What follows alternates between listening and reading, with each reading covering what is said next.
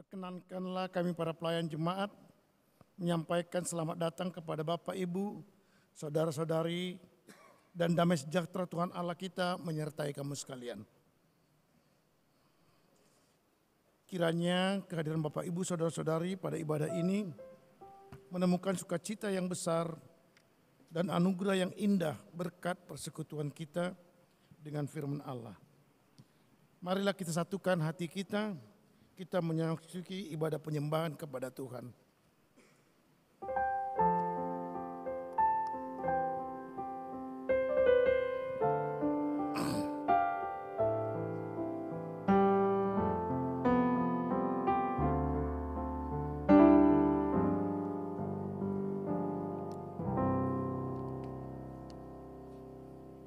Kita bernyanyi dari PKJ nomor 216 ayat 1 sampai 3.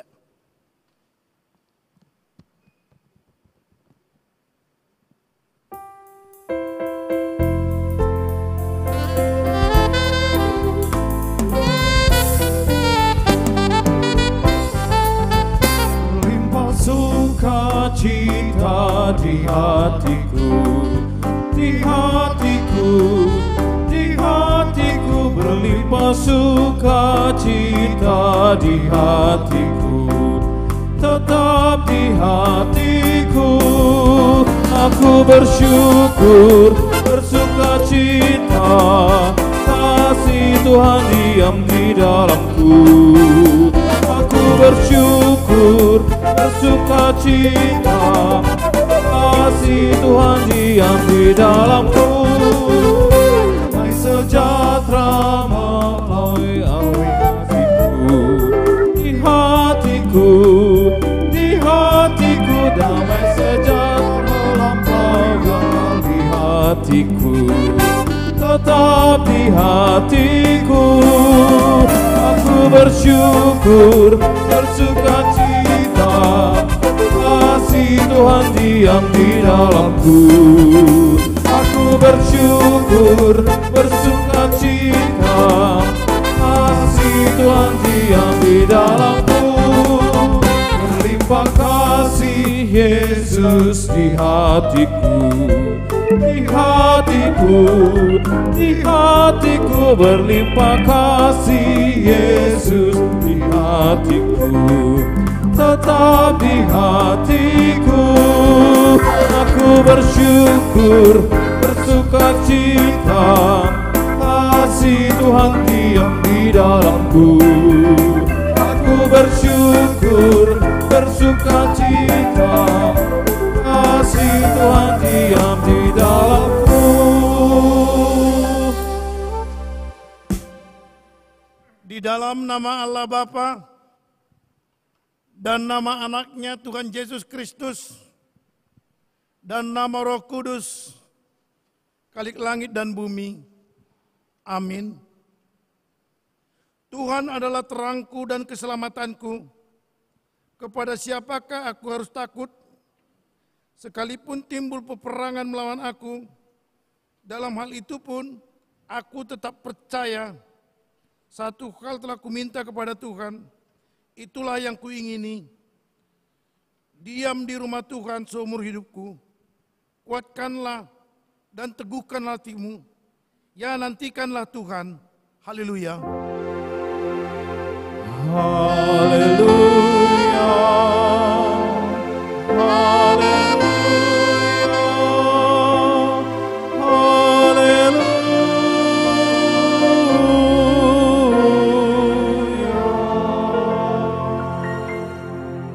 Kita berdoa.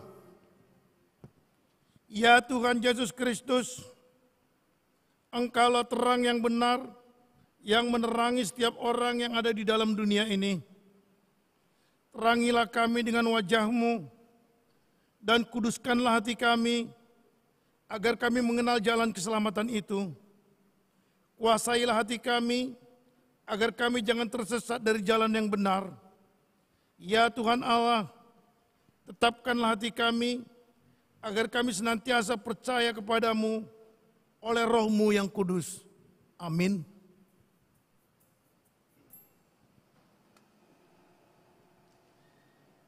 Kita bernyanyi dari PKJ nomor 15 ayat yang pertama.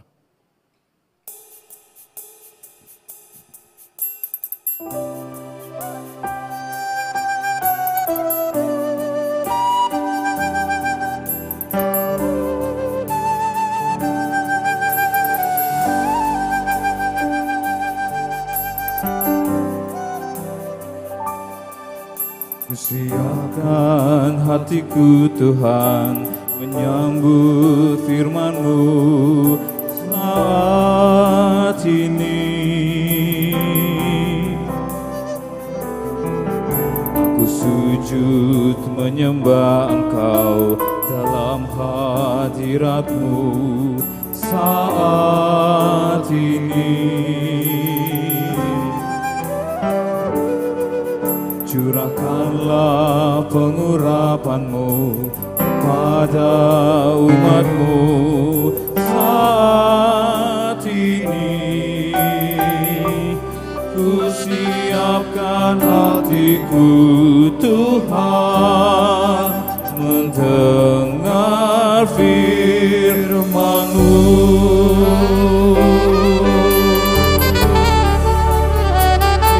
Firman-Mu Tuhan tiada berubah.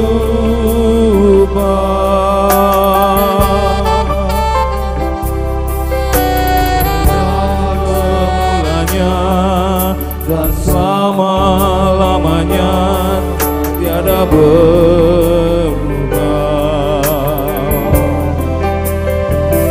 Firman-Mu Tuhan menolong hidupku. Siapkan hatiku Tuhan menyambut firman-Mu.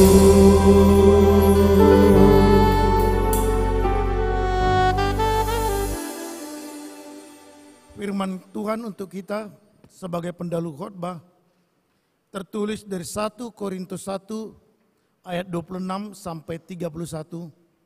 Kita membaca secara bergantian. Ingat saja saudara-saudara, bagaimana keadaan kamu ketika kamu dipanggil menurut ukuran manusia. Tidak banyak orang yang bijak, tidak banyak orang yang berpengaruh, tidak banyak orang yang terpandang.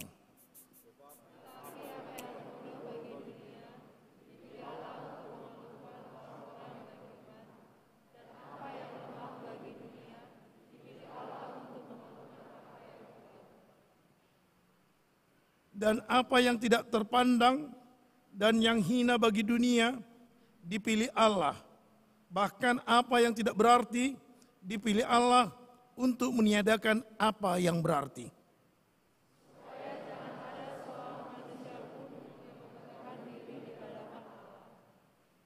Tetapi oleh Dia kamu berada dalam Kristus Yesus, yang oleh Allah telah menjadi hikmat bagi kita.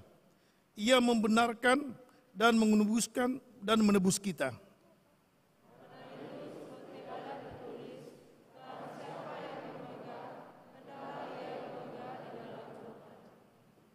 Berbahagialah orang-orang yang mendengar firman Allah, yang menghayati serta mengamalkannya. Amin. Kita bernyanyi dari Kidung Jemaat nomor 436 ayat 1 dan 2.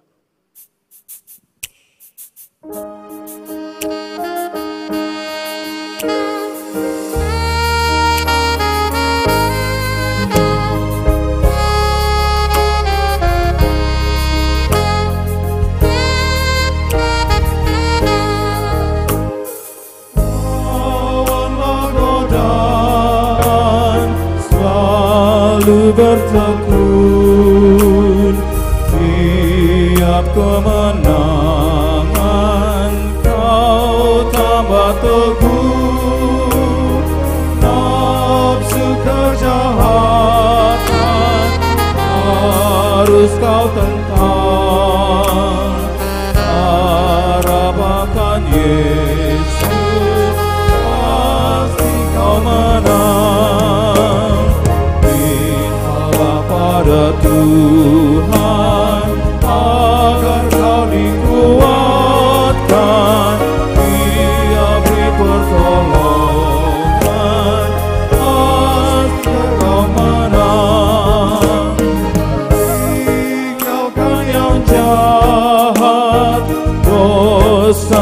cegah, tindakanmu tulus, tiada bercela, tunjuk kebenaran, hidup dalam terang, harap akan Yesus, pasti kau menang.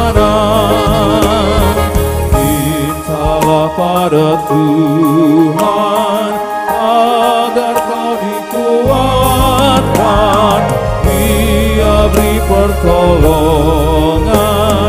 pasti kau menang.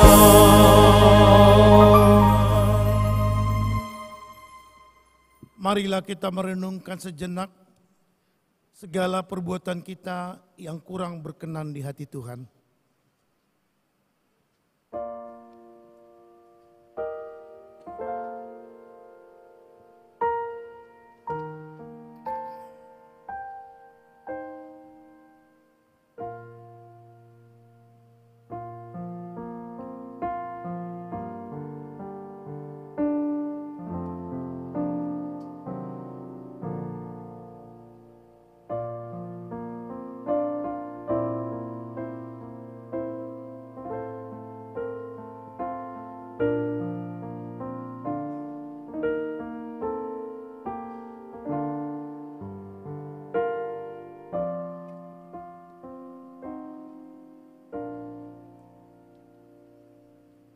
Bapa kami yang di sorga, yang maha pengasih, kami datang bersembah sujud di hadapan-Mu, mengaku dan menyesali segala dosa dan kejahatan kami. Tolong dan kasihanilah kami, ampunilah segala kejahatan dan dosa-dosa kami yang kami perbuat di hadapan-Mu, oleh karena kasih anak-Mu Tuhan Yesus Kristus, yang telah mengorbankan dirinya untuk menebus kami. Amin. Janji Tuhan tentang pengampunan dosa. Demikian firman Tuhan yang mengasihi engkau. Biarpun gunung-gunung beranjak dan bukit-bukit berguncang, tetapi kasih setiaku tiada akan beranjak daripadamu, dan perjanjian damaiku tiada akan berguncang. Segala kemuliaan bagi Allah di tempat yang maha tinggi. Amin.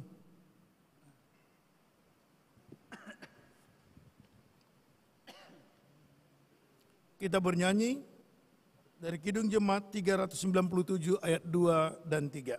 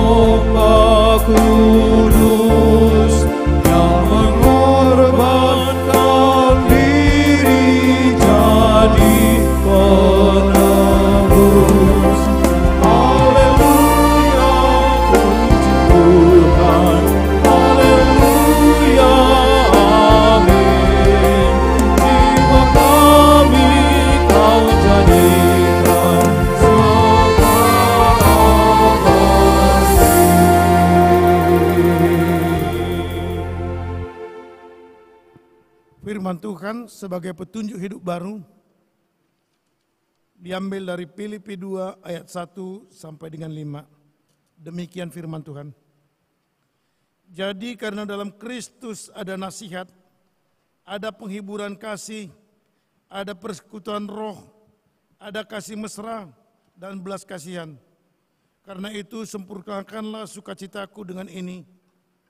Hendaklah kamu sehati sepikir dalam satu kasih, satu jiwa, satu tujuan, dengan tidak mencari kepentingan sendiri atau puji-pujian yang sia-sia.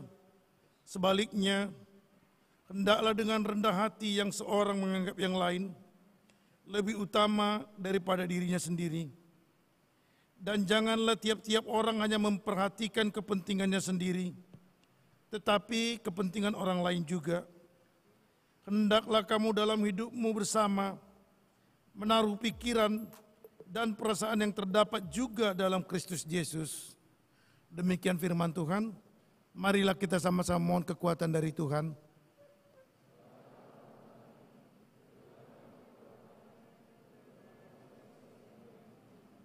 Amin. Kita bernyanyi dari Kidung Jemaat nomor 344 ayat 1 dan 2.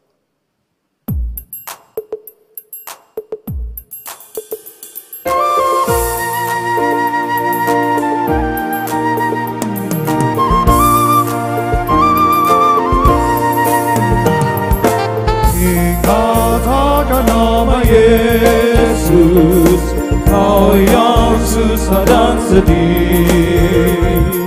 Nama itu menghiburmu, mana saja kau pergi. Tinggallah namanya, pengharapan dunia. Tinggallah namanya, surga yang bakal. Bawa nama Tuhan Yesus, itulah perisaimu. Bila datang pencobaan, itu yang menolongmu. Indahlah namanya, harapan dunia. Indahlah namanya, surga yang bakal.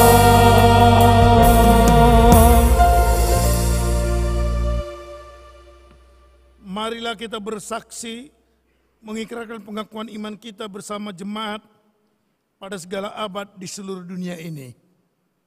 Aku percaya kepada Allah Bapa yang Maha Kuasa, Khalik langit dan bumi.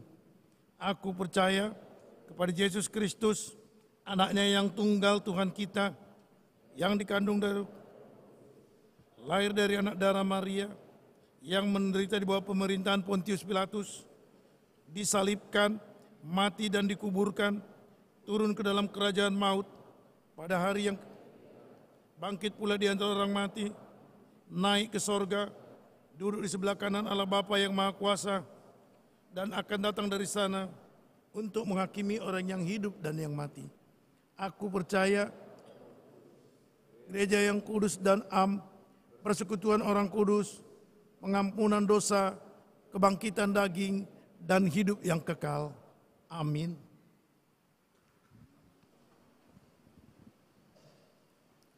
Untuk menyambut firman Tuhan, kita bernyanyi dari Kidung Jemaat nomor 341 ayat 1 dan 2.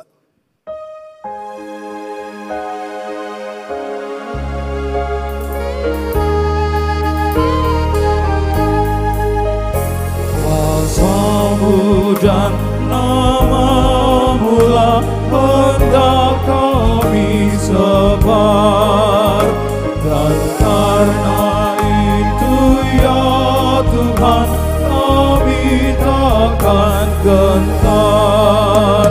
Bagaikan padi segenggam, mestilah mati dipendam, supaya tumbuh dan segar di bawah surya memekar.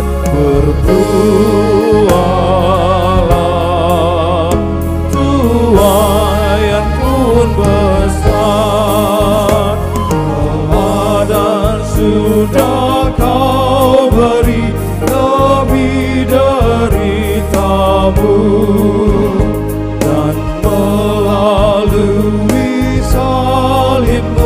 Kau terima kuasa-Mu. Bagian kami tak lebih seperti segenggam benih melihat subur yang gelap, agar kelak akan menetap bersama-Mu di Firdaus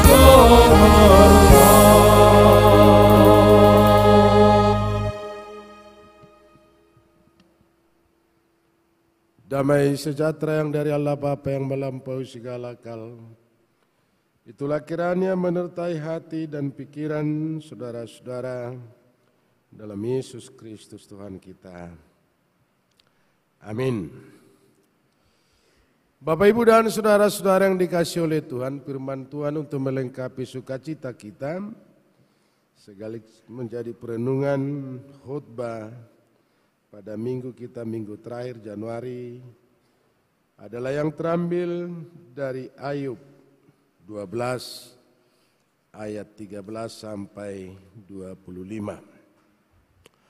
Tetapi pada Allah lah hikmat dan kekuatan, Dialah yang mempunyai pertimbangan dan pengertian. Bila Ia membongkar, tidak ada yang dapat membangun kembali. Bila Ia menangkap seseorang, tidak ada yang dapat melepaskannya. Bila Ia membendung air, keringlah semuanya. Bila Ia melepaskannya mengalir, maka tanah dilandanya. Pada Dialah kuasa dan kemenangan, Dialah yang menguasai baik orang tersesat maupun orang yang menyesatkan. Dia yang menggiring menteri dengan telanjang. Dia para hakim dan para hakim dibodohkannya dan membuka belenggu yang dikenakan oleh raja-raja dan mengikat pinggang mereka dengan tali pengikat. Dia yang menggiring dan menggeledah para imam dan menggulingkan yang kokoh. Dia yang membungkamkan orang-orang yang dipercaya, menjadikan para tua-tua hilang akal. Dialah yang mendatangkan penghinaan kepada para pemuka dan melepaskan ikat pinggang orang kuat. Dia yang meningkatkan rahasia kegelapan dan mendatangkan kelam pekat pada terang. Dia yang membuat bangsa-bangsa bertumbuh, lalu membinasakannya, dan memperbanyak bangsa-bangsa, lalu menghalau mereka. Dia menyebabkan para pemimpin dunia kehilangan akal. Dia membuat mereka tersesat di padang belantara yang tidak ada jalannya. Mereka meraba-raba dalam kegelapan yang tidak ada terangnya, dan Ia membuat mereka berjalan terhuyung-huyung seperti orang mabuk. Demikian Bapak, Ibu, dan saudara-saudara yang dikasihi oleh Tuhan.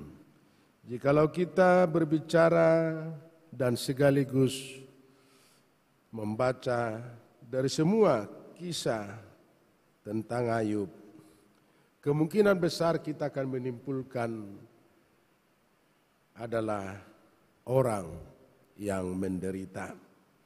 Ayub satu-satunya yang paling lengkap dalam soal penderitaan.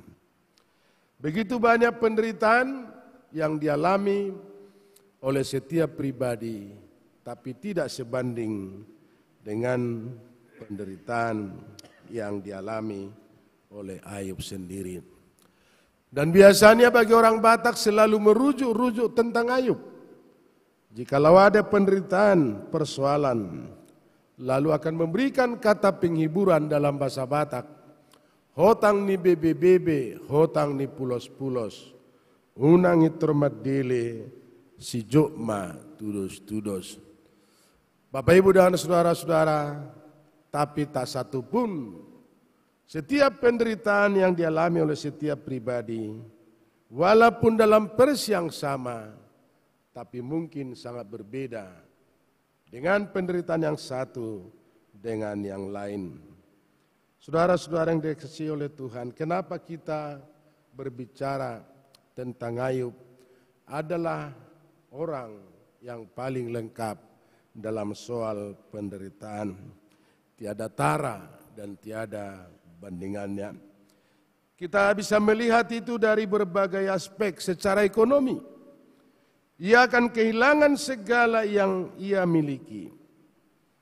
Harta, mata pencarian, termasuk pegawai-pegawainya. Kalau kita bisa berbicara tentang sesuatu yang menyangkut harta dan konsep-konsep berkat dalam perjanjian lama, harta, kekayaan, dan kehormatan, itulah pertanda yang diberkati oleh Tuhan. Bahkan ada orang berkata kita menjadi apa-apa kalau sudah memiliki apa-apa. Tapi kita tidak menjadi apa-apa kalau tidak memiliki apa-apa. Pada zamannya Ayub adalah orang konglomerat, orang terkaya di zamannya, di daerahnya, paling bergengsi dan paling berkuasa. Dan biasanya menurut tradisi Yahudi, bapak leluhur, kenapa disebut orang kaya? Karena memiliki kekayaan tertentu, termasuk sapi, lembu, kuda, dan domba-domba. Kalau dihitung minimal 7.000 pasangan atau 7.000 betina dan 7.000 jantan. Semuanya perkiraan seperti itu yang mengatakan bahwa yang memiliki itu adalah orang kaya. Tapi kita bisa melihat tidak begitu lama ada pemberitaan soal lembu sapinya seketika disambar petir dan termasuk pegawai-pegawainya. Dan yang berikut Bapak Ibu dan saudara-saudara menderita dalam rumah tangga. Ia kehilangan semua anaknya dan istrinya berbalik melawan dia. Saudara-saudara yang dikasihi oleh Tuhan, kita tahu pada waktu itu dalam konsep perjanjian lama tentang keluarga di antara suami dan istri, ada satu ketentuan rumusan yang harus dilaksanakan. Dan itu menyangkut firman Tuhan. Kata Tuhan, tidak baik manusia seorang diri saja. Aku akan menjadikan penolong baginya yang sepadan dengan dia. Artinya kehadiran daripada perempuan adalah penolong bagi suaminya. Tapi kadangkala itu bisa menjadi perdebatan dan dirujuk-rujuk menjadi persoalan di tengah-tengah keluarga. Kenapa saya mengatakan menjadi persoalan di tengah-tengah keluarga? Jikalau ada pernak-pernik, friksi dan praksi, komunikasi yang sudah terjadi distorsi di antara suami dan istri. Lalu si suami akan ngomong, apakah kau tidak tahu firman Tuhan tentang kehadiran seorang perempuan? Kata Tuhan, tidak baik manusia seorang diri saja, aku akan menjadikan penolong baginya yang sepadan dengan dia. Lalu si perempuan juga ngomong, saya mau tanya, manakah yang lebih kuat, yang ditolong daripada yang menolong? Pasti lebih kuat yang menolong. Kehadiran perempuan menjadi penolong dan laki-laki atau suami adalah pihak yang ditolong. Lalu terjadilah pergeseran dan banyak di antara keluarga-keluarga tertentu kehadiran suami di bawah kendali istri karena kata tadi. Bapak Ibu dan saudara-saudara, penderitaan sudah dialami oleh Ayub. Tapi istrinya yang semestinya memotivasi, memberikan semangat kepada Ayub. Tetapi justru istrinya mengatakan, apakah kau masih tetap setia? Lihatlah penderitaan yang kamu alami. Tapi kau masih tetap setia kepada Tuhan. Dan biasanya, kalau masa-masa ada penderitaan selalu banyak kata-kata penghiburan. tetaplah semangat, tetaplah berharap, kuatlah, Tuhan menolong. Satu ketika pasti akan sembuh. Tapi ini tidak seperti itu, tapi justru sebaliknya. Secara jasmani Bapak Ibu dan saudara-saudara, tubuhnya akan ditimpahi kesakitan yang hebat dan bisul-bisul yang berbau. Itulah secara jasmani. Dan kita tahu jasmani kita ini adalah harta penyimpanan aset yang paling berharga yang diberikan Tuhan kepada kita. Kalau agama-agama yang lain, termasuk agama Kristen yang selalu berkata, tubuhmu adalah bait Kristus. Dan bait Kristus ini pun harus dirusak.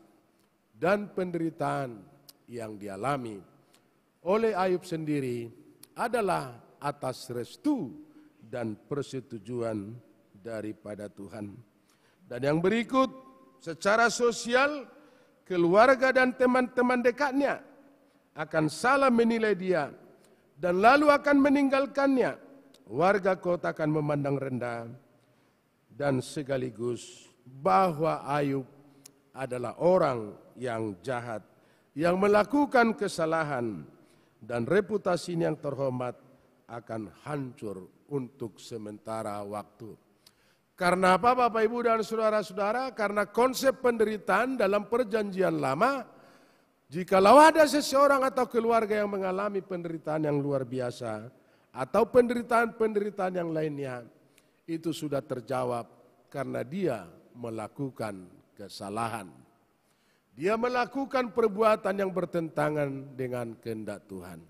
Dia tidak lagi melakukan apa yang dimaui oleh Tuhan, sehingga dia mengalami seperti itu. Berbeda mungkin dalam konsep perjanjian baru. Ada seorang buta pada waktu itu, dan orang Farisi menjumpai Tuhan lalu mencobai Tuhan, dan berkata kepada Tuhan, siapakah yang salah, bapaknya kah atau dia sendiri? Tapi Tuhan berkata, tidak ada yang salah, tapi melalui itu kerajaan Tuhan akan semakin nyata. Dan kita harus membuka diri tentang penderitaan. Ada istilah-istilah blessing in the guise. Dalam satu penderitaan, satu malapetaka, satu kesusahan, atau terlalu banyak penderitaan, di baliknya itu ada rencana Tuhan yang mau ditunjukkan kepada kita. Dan katanya soal penderitaan sekaligus bukan hanya masalah kesusahan, tapi penderitaan juga adalah masalah berkat. Kenapa menjadi masalah berkat kalau menderita? Misalnya, kalau kita punya tangan, pasti satu ketika mengalami penyakit tangan. Dan jikalau kita mempunyai kaki, satu ketika kita akan merasa sakit karena kaki kita. Dan kalau kita punya mata, satu ketika kita akan mengalami penyakit mata. Tapi bagaimana orang yang tidak mempunyai mata? Dan kalau kita punya kepala, satu ketika kita akan merasai sakit kepala. Itulah blessing in the guise. Dan Bapak Ibu dan saudara-saudara, dalam kehidupan sosial, dia akan terasing. Dan dia tidak akan tinggal dalam komunitas keluarga. Tidak akan tinggal dan diperbolehkan dalam komunitas masyarakat. Dia akan diasingkan. Dan tidak boleh tinggal dalam satu komunitas tertentu. Karena penyakit itu adalah penyakit yang luar biasa. Dan kutukan yang luar biasa menurut pemahaman tradisi Yahudi pada waktu itu. Dan bapak-bapak leluhur. Dan kalaupun dia harus berjalan, sekalipun tidak ketemu dengan orang, lalu dia akan berbicara, saya ini adalah orang najis. Kemana dia melangkah, kemana dia berjalan, kata-kata itu, dia harus berkata, saya ini adalah orang yang najis. Saya mau tanya kepada kita Bapak Ibu dan saudara-saudara, penyakit apa yang paling sakit? Sakit gigi? Kata orang lebih bagus sakit hati daripada sakit gigi. Sakit gigi terlalu sakit dan sakit gigi tidak ada bentuk-bentuk diakoni sosial untuk yang sakit gigi. Ya kan? Kalau kita sakit gigi kan gak ada kata-kata penghiburan. Walaupun itu sakit. Karena sakit gigi katanya yang dimakannya yang terganggu adalah saraf. Tapi penderitaan apa yang paling sakit? Ada orang berkata, penderitaan yang paling sakit Bapak Ibu dan saudara-saudara, kalau tidak ada lagi temannya. Itulah kesusahan, itulah penderitaan yang paling sakit. Kalau ada penderitaan bentuk-bentuk yang lain, selalu ada kata-kata penghiburan. Bahasa Batak selalu mengatakan itu, pasahat dalam mutu Jehovah, asaibana, paturetureon. Bahkan pada satu ketika, kalau dipertanyakan, manakah lebih dekat hubungan manusia dengan Tuhan pada waktu kesusahankah atau waktu penderitaan? Banyak orang berkata pada waktu penderitaan. Karena apa?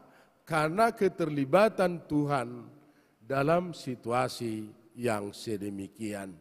Tapi kalau masa-masa kebahagiaan, sangat jarang keterlibatan Tuhan. Lalu kita lihat nyanyian-nyanyian tertentu. Sewaktu mereka tidak punya apa-apa, lalu bernyanyi, kita makan sepiring bersama dan kita tidur setikar berdua. Tapi sesudah ada apa-apanya, entah di mana kini kau berada. Bapak Ibu dan saudara-saudara kita lihat itu. Sewaktu tidak punya apa-apa, bergumul secara bersama-sama, berdoa secara bersama-sama, dan meminta campur tangan Tuhan. Dan mereka selalu tunduk hormat kepada Tuhan. Tapi kadangkala berkat-berkat Tuhan boleh-boleh saja mengatur jarak kita semakin jauh dari Tuhan. Satu keluarga Bapak Ibu dan saudara-saudara tidak memperoleh anak. Mereka bergumul berdoa secara bersama-sama, meminta campur tangan Tuhan. Kapanpun mereka selalu berdoa. Tetapi sesudah ada anaknya, kadangkala berkat itu membuat semakin jauh dari Tuhan. Dah, kau enggak datang ke gereja, kau enggak datang pertanyaan katanya. Lalu yang punya anak tadi, gitulah dah si kecil, cerewet, merengek terus. Makanya saya enggak bisa lagi ke gereja. Kadangkala berkat-berkat tertentu mengatur kita semakin jauh dari Tuhan. Secara mental Bapak Ibu dan saudara-saudara, ia akan menjadi sangat bingung. Karena tidak ada jawaban dari setiap penderitaan. Dan satu-satunya malapetaka, penderitaan dan kesusahan, kita ayuhlah yang tidak memperoleh jawaban. Dan secara rohani, untuk sementara Allah berdiam diri. Satu sisi, jikalau kita dekat dengan Tuhan, seolah-olah tidak ada lagi persoalan. Itu tidak menjadi jaminan. Semakin dekat dengan Tuhan, bukan tidak ada persoalan. Tapi biasanya orang beriman mampu menyelesaikan masalahnya. Hidup yang tetap melaju, siang tanpa malam, gelap tanpa terang, hujan tanpa terik matahari. Tapi yang Tuhan janjikan kepada kita, aku akan menyertai kamu sampai akhir zaman. Itulah janji Tuhan kepada kita. Kembali kepada topik tadi, orang menderita, Tuhan saya begitu baik, begitu saleh, begitu taat. Segala sesuatunya saya penuhi dalam soal organisasi tentang bergereja. Sama seperti Ayub, Bapak Ibu dan saudara-saudara, lebih lengkapnya Ayub setiap saat melakukan persembahan secara khusus untuk anak-anaknya. Mana tahu anak-anaknya melakukan kesalahan, kesilapan, lalu dia mempersembahkan korban untuk Tuhan, korban penghapus dosa. Coba Anda bayangkan tentang persembahan. Setiap saat, setiap pagi dia melakukan persembahan. Kita bukan menyinggung soal persembahan. Tapi sejak sekolah minggu kita sudah kemas tentang persembahan. Persembahan kami sedikit sekali, karena Tuhan terimalah dengan senang hati. Tapi bacalah adik-adik kami, Bapak Ibu, mengenai persembahan. Selain daripada itu, persembahkanlah tubuhmu menjadi persembahan yang hidup di hadapan Tuhan. Melalui kehidupan kita, itu sudah termasuk menjadi persembahan.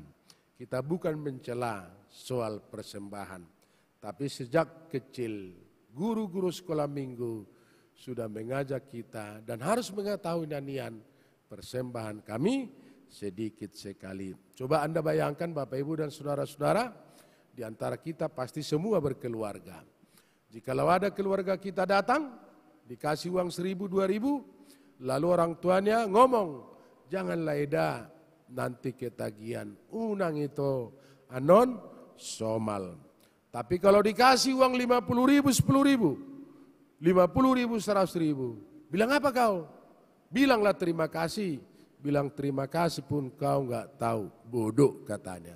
Tapi uang kecil janganlah Eda, nanti ketagihan, unang itu anon somal.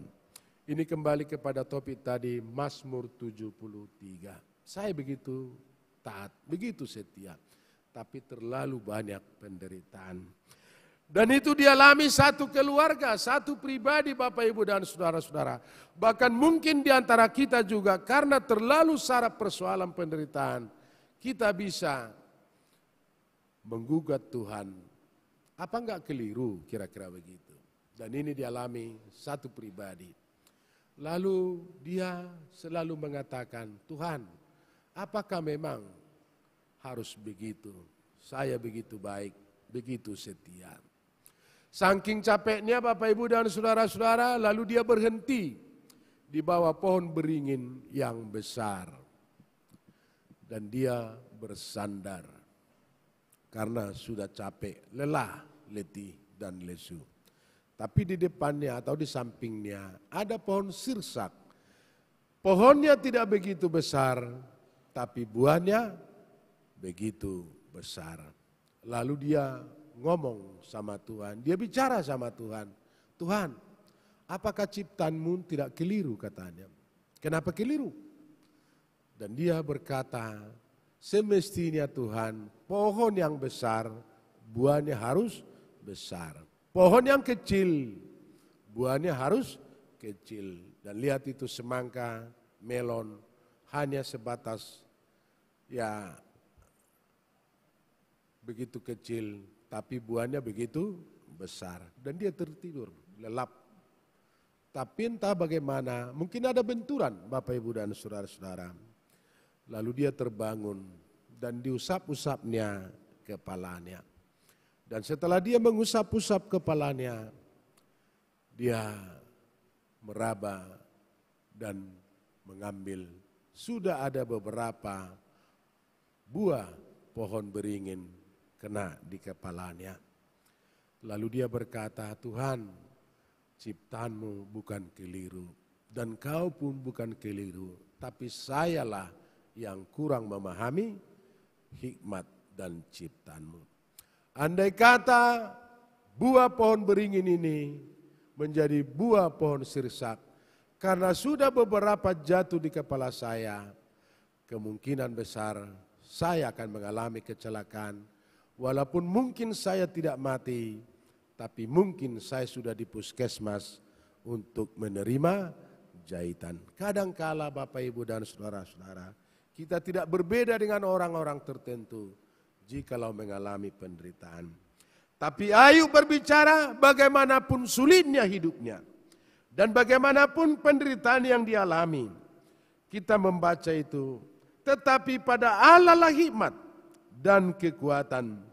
Dialah yang mempunyai pertimbangan dan pengertian. Apapun itu namanya, dia tidak pernah tergoda kebimbangan dan kehilangan tempat berpijak. Tapi jelas hikmat Tuhan itu ada kekuatan dan ada pertimbangan dan ada pengertian. Saya mau ajak kepada kita semua tentang hikmat Tuhan. Karena satu ketika persoalan tidak mungkin dan tidak mampu kita untuk menjawabnya. Tapi firman Tuhan, Ulangan 29 ayat 29. Hal-hal yang tersembunyi itulah menjadi milik Tuhan. Tapi yang boleh kita ketahui adalah milik kita sendiri. Dan sekaligus Bapak Ibu dan saudara-saudara dan adik-adik kami mahasiswa, mana tahu ada Alkitab kita. Kalau tidak ada Alkitab kita, silakan nanti dibaca di tempat Ibrani 11 ayat 39. Apa di sana? Itu merupakan hikmat Tuhan.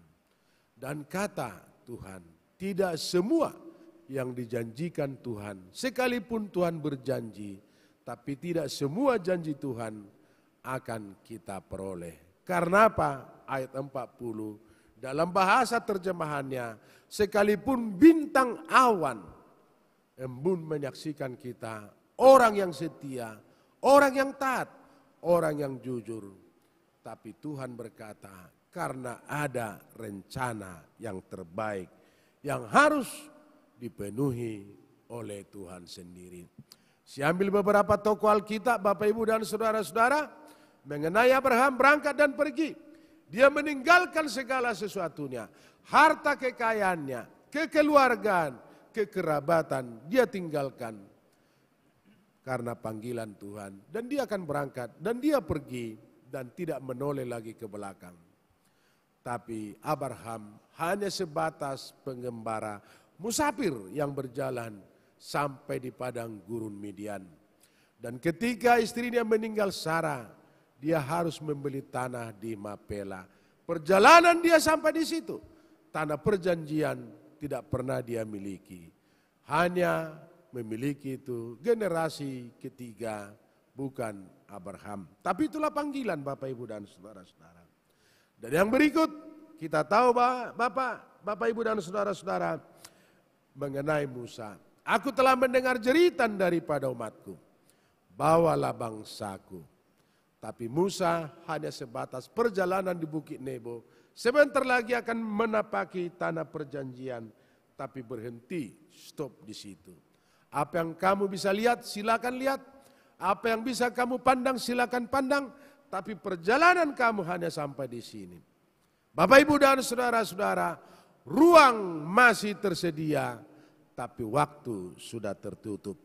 Sadrak, Mesak, Abednego, Daniel, ujian percayaannya. Sekalipun Tuhan tidak mau menolong mereka, sekalipun Tuhan tidak mau membebaskan mereka, tapi bagi setiap orang percaya, tidak ada alasan untuk berbalik dari hadapan Tuhan. Saudara-saudara, jadilah orang yang berhikmat. Kenapa orang berhikmat? Karena kekuatan Allah.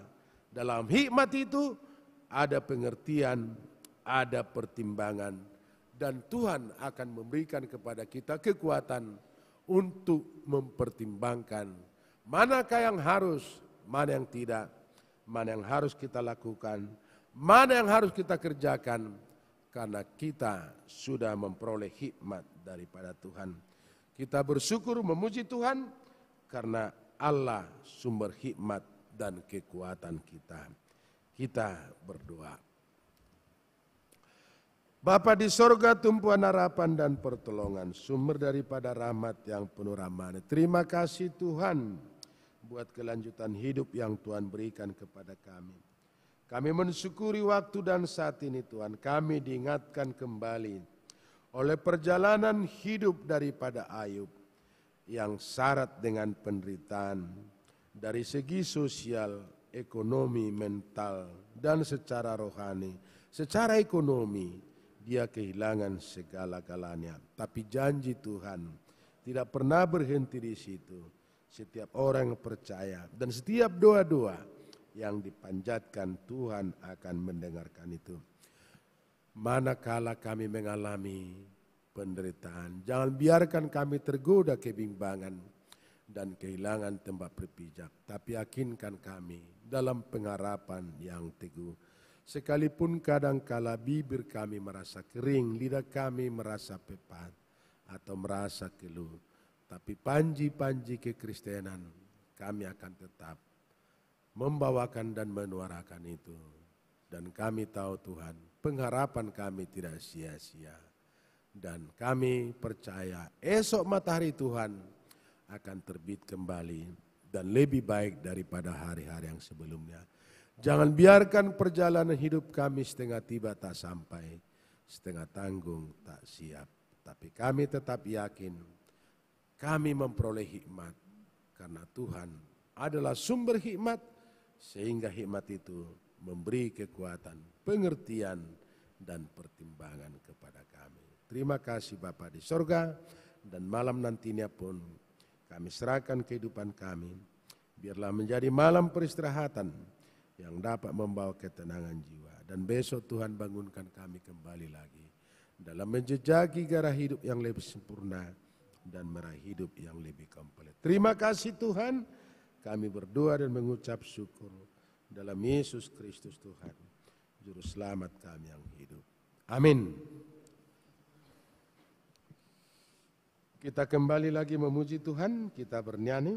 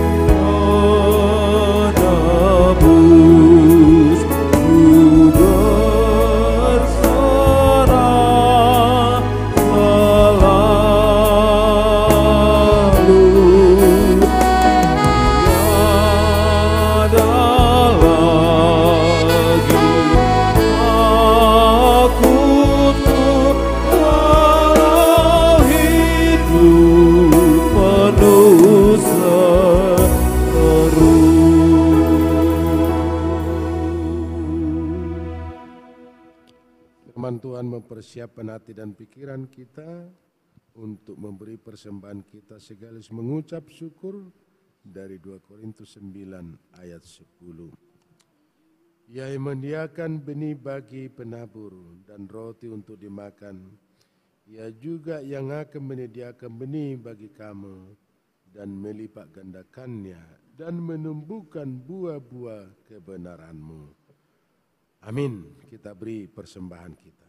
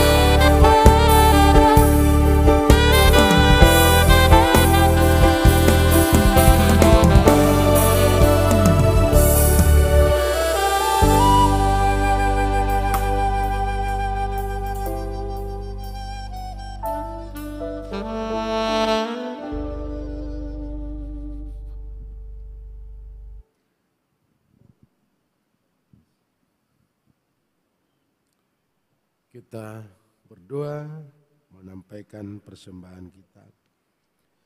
Yalah Bapa kami yang ada di surga, kami mengaku dengan setulus hati Engkaulah sumber segala berkat dan karunia. Di sini kami memberikan persembahan syukur kami kepadamu. Terimalah persembahan umat-Mu dan berkatilah menjadi Allah kesaksian persekutuan dan pelayanan jemaat-Mu ini.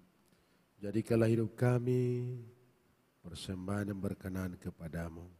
Dan pakailah hidup kami untuk turut menghadirkan tanda-tanda kerajaan-Mu di seluruh dunia ini. Kasih keadilan, damai sejahtera, dan sukacita. Bukalah hati kami oleh Roh Kudus-Mu, agar kami senantiasa mengucapkan syukur kepadamu. Dalam nama Yesus Kristus Tuhan kami. Amin.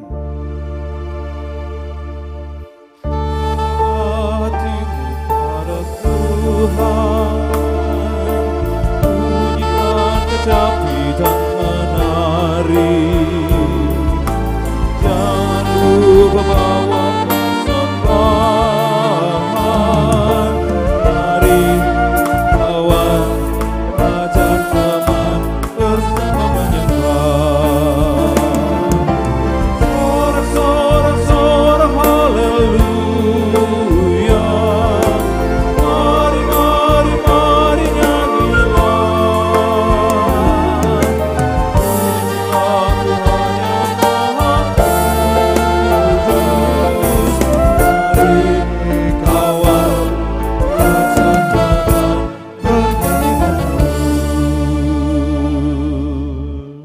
Bapa kami yang di sorga, dikuduskanlah nama-Mu, datanglah kerajaan-Mu, jadilah kehendak-Mu di bumi seperti di sorga.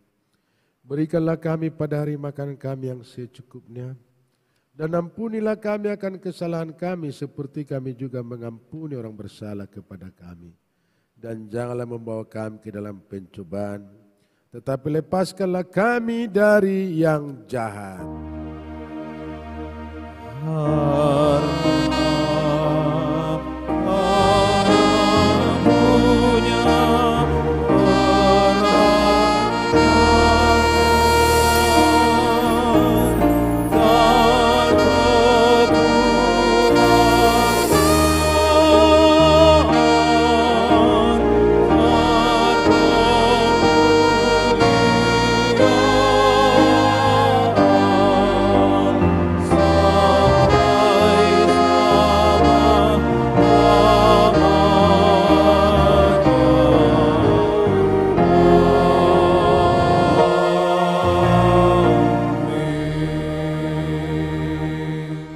Berkat dari Tuhan dan pulanglah dengan damai.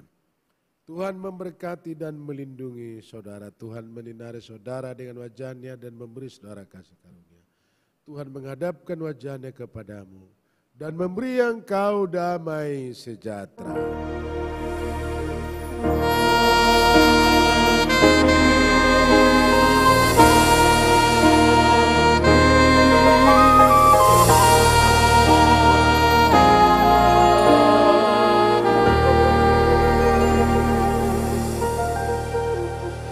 Selamat malam, Shalom, Horas.